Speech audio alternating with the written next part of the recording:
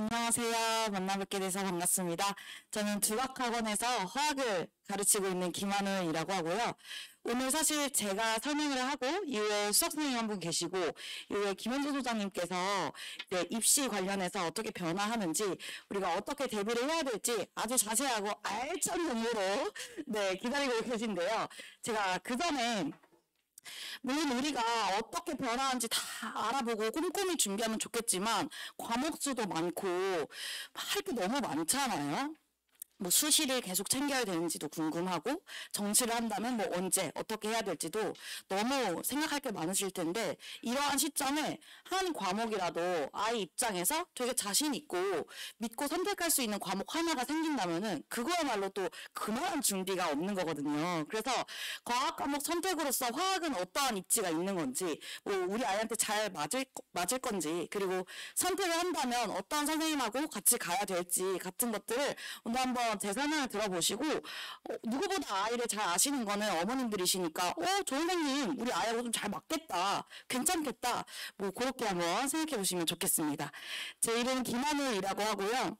간단하게 양력이 소개되어 있는데 뭐 제가 강사를 시작하기 전에 여러 연구소에서 뭐 화학 관련해 가지고 연구원으로 일한 경력도 있어 가지고 수업 시간에 뭐 정말 쉽게 문제 푸는 법 알려주는 걸 추구하고 있기도 하지만 개념 수업에서도 약간 색다른 자극 화학 하면은 돈도 저렇게 많이 벌 수 있어? 아니면 저렇게 좀 재밌는 것들이 화학에 있는 거야?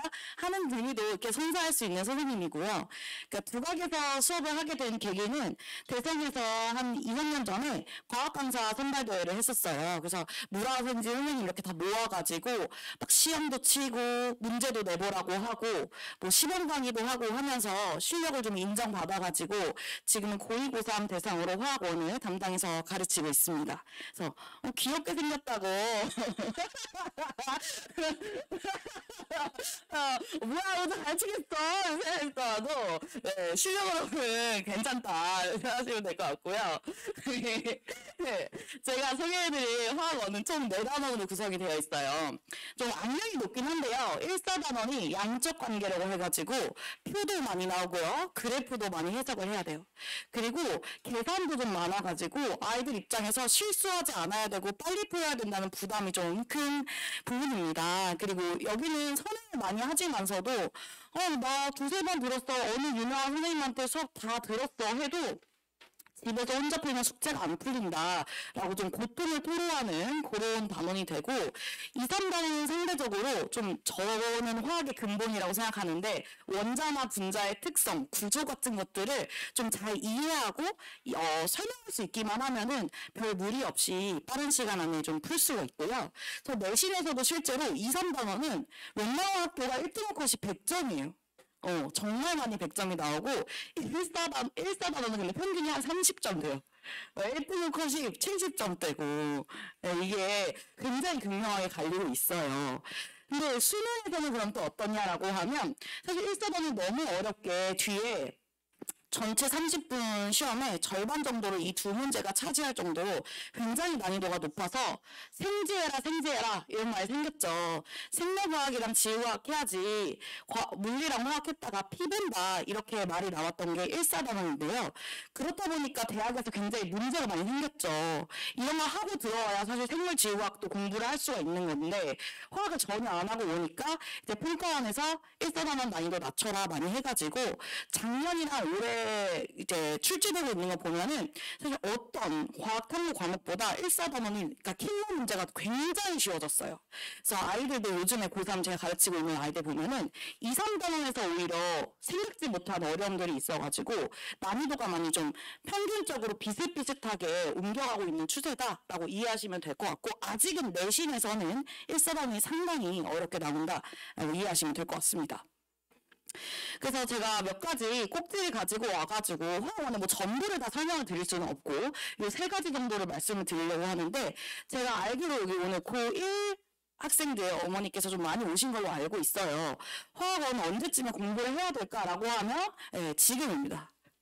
저도 사실 학생 때 생각해보면은 고1 때 가장 좀 겁도 많았고 무서워가지고 공부를 진짜 좀 드립다 많이 했었거든요.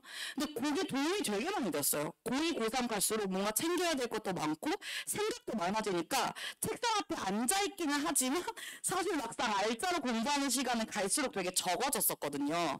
그래서 고1 때 되게 많이 예습을 해놓은 게 나중에 가서 되게 든든한 자산이 되었다는 생각을 많이 해요.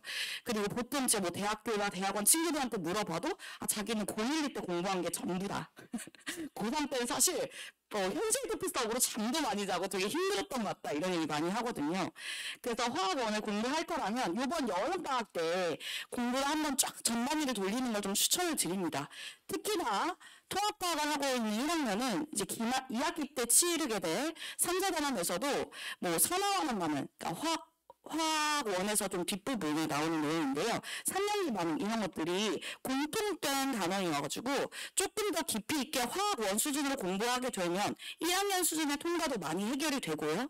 그리고 뭐 고2, 고3 가서도 이 화학원을 선택한다고 했을 때 이 부분이 많이 해결이 되니까 지금 여름방학 때 화학원은 한번 하시기를 좀 추천을 드리고 고2는 뭐 이제 더 이상 물러날 데가 없죠. 네, 여름방학 때 4단원 중심으로 중화반은 꼭 공부하시기를 추천드립니다. 그리고 수능 선택 과목으로서 화학 할 만한가에 대해서도 제가 미리 좀 말씀을 드렸는데 정말 많이 쉬워져서 저는 추천을 하는 바예요. 제가 화학 선생님이라서는 아니고요. 사실 2, 3년 전에만 해도 제가 화학을 그냥 웬만하면 선택하지 말라고 했어요. 이 아이들이 정말 1년을 열심히 공부한다고 해서 이거 1등급 맞을 수 있을까?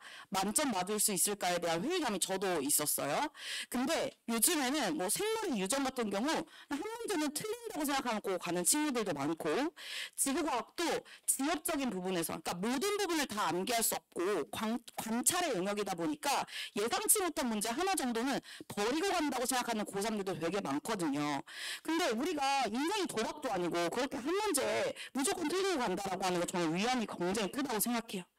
근데 물리나 화학은 요즘에 거의 이제 대학에서도 선택하게 만들려고 난이도를 많이 낮췄기 때문에 만점이 가능한 과목이에요. 지금 제가 고3을 하고 있는 아이들도 모의고사를 보면 꾸준히 만점 맞는 친구들은 계속 만점을 받고요. 고2 내신에서도 한 번 잘한 친구는 그냥 별로 흔들림 없이 꾸준히 갈 수 있는 감만 잡으면 굉장히 믿는 과목이 될 수 있는 과목이거든요. 그래서 그런 의미에서 화학을 굉장히 추천을 드리고 또 내신과 수능이 정말 많이 연계가 되기 때문에 지금 제가 고2 내신 가르치는 아이들도 수능에 가장 어려운 문제들까지 다 풀 수 있게끔 실력을 만들고 시험에 들여보내요. 그러니까 자기네들은 무조건 수능 때 화학 선택할 거라고. 왜냐면 내신 공부한 게 일단 너무 아깝다. 이렇게까지 열심히 공부해놨는데 이거 꼭 선택해서 뽑아먹고 싶다라고 하는 친구들 정말 많아요. 그래서 좀 일찌감치 고생을 해놓으면 나중에 고3 때 정말 믿는 효자 과목이 되기 때문에 그런 부분에서 좀 만약에 주요 과목에 내가 좀 못 잡을거든 천천히 시간이 걸릴 것 같다 하는 친구들은 과탐에서 하나만큼 든든하게 만점 받을 수 있는 과목을 미리 정하고 좀 그런 부분을 미리 만들어 놓는 걸 추천을 드립니다. 그래서 일단 내신을 잘 받으면 진짜 수능은 잘 따라올 수밖에 없는 과목이 화학인데요. 이번에 선행을 할 때도 시기도 중요하지만 어떠한 선행을 하느냐 진짜 중요하겠죠. 그냥 달달달 외우기. 옛날에 화학 하면은 중일표 외우느라 머리 깨졌어. 칼칼하면 알아철리 그거 너무 주입식이었어 라고 생각하시겠지만 요즘에는 진짜 외우는 거 되게 많이 빼고요. 이해를 기반으로 사고력을 요하는 문제들이 정말 많이 출제가 되거든요. 그래서 그런 부분에 대해서 정말 한마디로 똑똑해질 수 있는 그런 선행 공부를 했으면 좋겠습니다.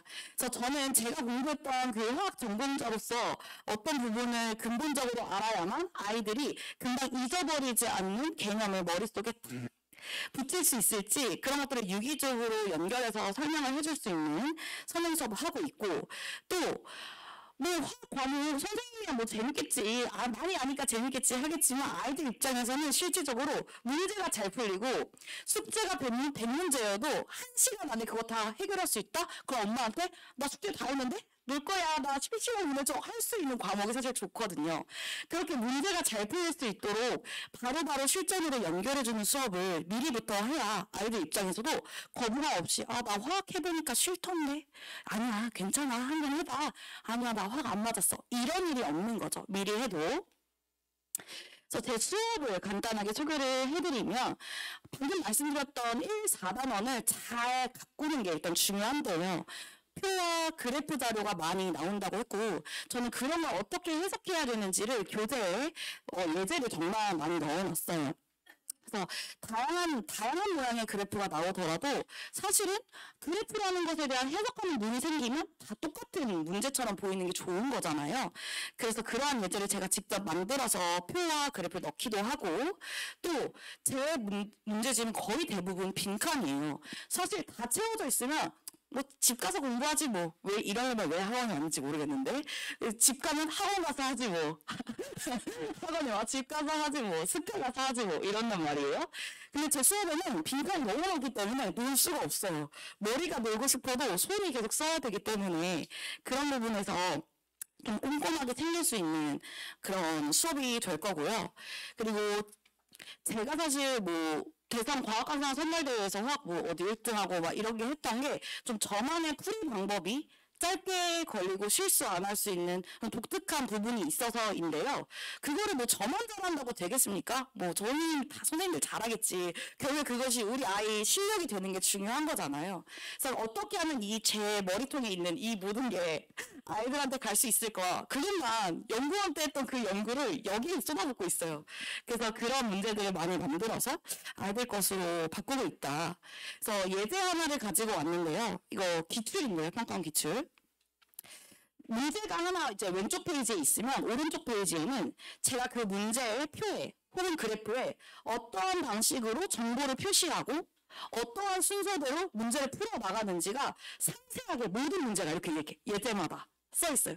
그래서 제가 뜯어온 거는 표에 옆에 뭐 빼기로 혹은 나누기로 비례식 1대1을 왜 2대1로 표현해야 되는지 같은 것들을 상세하게 이유와 표시 표현 방법을 다 나열을 하고요. 이런 연습을 쭉 하게 되면 제가 수능특강 문제 하나 가지고 왔는데 고2, 고3 사실 내신이든 수능이든 수능특강 안 푸는 친구 없거든요.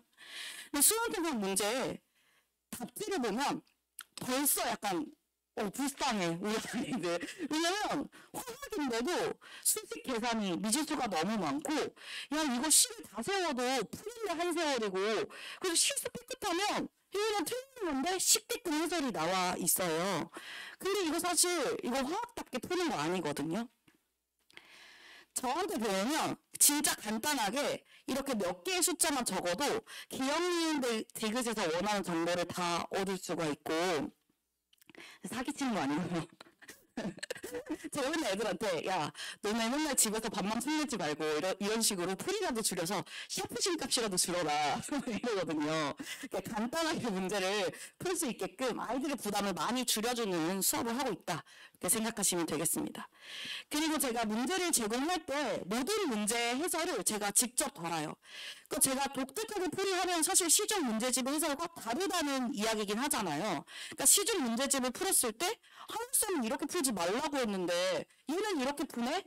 엄마 선생님이 풀려는 대로 하니까 못 풀겠어 라는 말이 나올 수밖에 없거든요. 그래서 저는 해설집을 모든 문항 제가 달고요. 또 전문한 해설 영상을 다 찍어요. 100문제가 숙제면 100문제를 제가 다 기억니은 디귿을 풀어서 올려요. 그 아이들이 와 사실 하늘쌤은 영상이 맛돌이라 이렇게 얘기를 하거든요. 그래서 꼼꼼하게 제 실력을 아이들한테 옮기기 위해서 엄청난 노력 중이다라는 걸 알아주시면 감사하겠습니다. 그리고 또 아이들이 평일에 이런저런 학원 다니느라 워낙 시간이 없다 보니까 저는 평일 10시나 11시 이후로 온라인 클리닉을 진행을 하는데요. 그래서 아이들이 학원에 다른 친구들 눈치도 보이고 하니까 이거 나만 모르는 거 아닌가? 내가 물어봤다 진도 온다고 하는 거 아닌가? 이런 식으로 눈치 봐서 제대로 질문 못하는 친구 많잖아요. 특히 또 화학에는 남자아이들 많이 선택하는데 저기서 쭈뼛대고 있어요. 똥못 닦은 것 같아. 근데 왜 질문하라고 해도 안 한단 말이에요? 그러면 대신 온라인 클리닉 이렇게 잡아주면 1대1로 저랑 하는 거니까 평소에 되게 궁금했던 것도 속 시원하게 이렇게 물어보고 가고 이런 거 하니까 정말 실력이 되게 많이 늘더라고요. 그리고 클리닉을 1대1로 하다 보니까 제가 아이들한테 상세한 피드백을 줄 수도 있고 당연히 아이들과 학부모님께도 모두 다 공유를 해서 같이 좀 1년을 쭉 잡고 실력을 향상시키는 방향으로 이제 가고 있습니다. 그래서 제가 뭐 여기 자료에도 있겠지만 제 후기는 잘하기니까 제 입으로 하기는 좀 그렇고요. 그러니까 전반적으로 선생님이 해주는 화학 얘기 너무 재밌는데 그게 끝이 아니고 저도 수업 시간에 연습한 풀이 방식으로 집에 가서 문제를 풀 때 잘 풀리니까 나 그게 너무 좋다.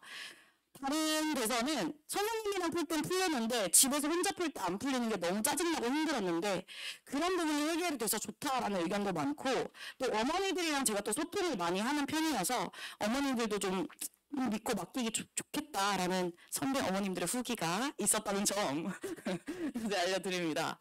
그래서 제 번호도 마지막에 있는데요.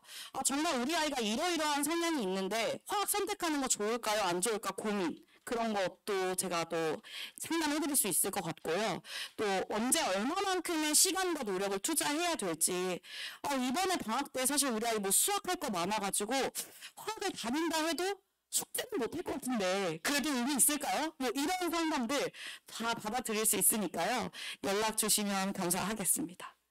또 저 이후에 수학 설명도 잘 들으시고 이후에 어떻게 입시 변화하는지도 알짜 정보 많이 가져가시길 바라겠습니다. 들어주셔서 감사합니다.